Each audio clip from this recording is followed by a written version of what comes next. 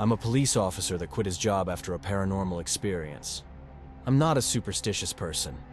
I didn't believe in ghosts or demons until now. Yeah, stuff happens that can't be explained. But I just want you all to know that it took more than a couple of flying spoons or a door opening on its own to scare me out of my job. Since the department didn't find any reason to keep this police report confidential, I will now detail you everything I can on what happened on the scariest night of my life. We had just received word from dispatch to check out a noise complaint in a small neighborhood whose name I will not disclose for their privacy. It was me and my partner. Let's call him Paul, and I'll go by Mike. We arrived sometime after midnight. The street is dead. Everyone is sound asleep at this point. We park our patrol car in front of the aforementioned house and exit the vehicle. We knock on the door and let our presence known. Police. Is anyone home? A little girl, 8 to 10 in appearance, opens the door and peeks through the gap. Hey. I crouch to make myself less intimidating. Is your parent or guardian home? She shakes her head. My first thought was that she probably had the TV a little too high and woke up the neighbors. But before I could tell her to stay inside and lock the doors then part, I heard the sound of crashing silverware coming from what I presumed would be the kitchen. The entire house was nearly pitch black. The girl answering the door and shaking her head let me know she was alone, which makes whoever made that noise an intruder as far as it concerns me. I asked the girl to step outside and turn to Paul. Paul, why don't you give her one of those lollipops you like to suck on when you're nervous? Paul gave me a cold stare as the girl giggled. They went to go wait by the car as I slowly pushed the door all the way open. Police. If there is anyone in this house, please let yourself be known. Without a warrant, I had no right to enter the building. I tried my best to spot whoever made the noise, but it is too dark to see.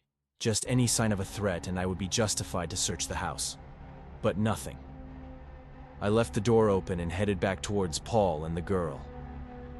Hey again. I don't think we introduced ourselves. I'm Officer Mike. This is my partner Paul. If I may ask, what is your name? Maribel. That's a pretty name? So Maribel. Again, if I may ask, where is your family? As soon as I had finished my sentence, the television in the living room turned on, volume fully up. Me and Paul quickly turned in surprise and could see the television playing static from outside. We put Maribel in the back seat of the patrol car for her safety, as no civilians were allowed in the front seats. We then, against our better judgment, enter the house. We tried every switch in the house, but no lights came on. While wandering the house cautiously, I would catch a person standing in the mirrors. I thought it was Paul, but every time I looked behind me, Paul was nowhere to be found. As I returned to the front door along with Paul, we both jumped as running footsteps echoed down the hall. We detached our firearms and aimed it at the source. The footsteps got louder and got closer, but no one ever appeared physically. Lamps, chairs, and other stuff started getting thrown around by an invisible force as the footsteps reached us. We sprinted out of the house and waited by the front yard. The footsteps seemed to stop, followed by the police siren that went off. I ran to the car and silenced the siren. I looked back at Paul, who seemed shooked. You all right, Paul? He takes a lollipop out of its package and puts it in his mouth. Yep. I opened the rear door and checked up on Maribel. You okay?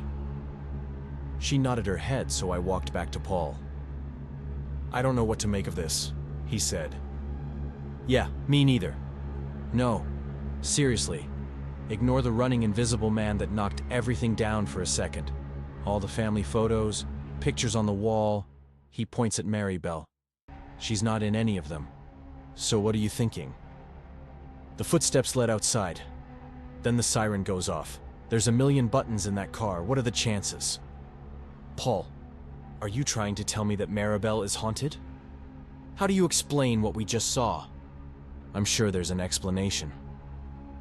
The TV turns on when we take Maribel outside, prompting us to check it out. Someone or something shows up in the mirrors, but ducks away.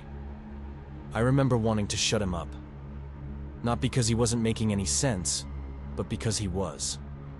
I know you've seen it. It was prowling around. Then it runs outside and gets in the car. Tries all the buttons. I think a ghost is trying to get to the girl. I just stood there, not sure what to say. Until Paul decided to start walking back towards the house. "Paul, what are you doing?" It only shows up in the mirrors. That's how we find it. I followed him inside and watched as he takes a book from the counter and breaks the nearest mirror. "What's the matter with you? That's someone's property." He takes a shard and hands another to me. "It's not every day you get to arrest a ghost." We aimed our flashlights all over the house, waiting for something to appear in the broken glass. I recall praying to God Almighty to not let anything show up, but it did. I panicked as it swung its red bony arm at my back. It ripped right through my uniform, causing me to fall forward. I dropped the glass, which broke into smaller chunks. It continued clawing at my shirt and flesh, but stopped when Paul opened fire. I heard its screech fading as Paul helped me up. We both then hurried back outside to find Maribel missing from the back seat. It was difficult explaining what happened to the department without sounding like nut jobs. The police cameras who we were betting on to prove our stories had shut off the moment we entered the house. The thing, whatever it was, must have turned them off while we were unaware. The only part of our story that our police captain took seriously was the girl, Maribel. The captain brought up a missing person report and asked us if this was the girl we saw. It was.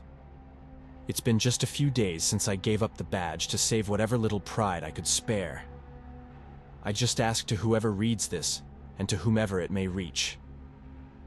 The next time a door opens on its own, or things move by themselves in your home, check the mirrors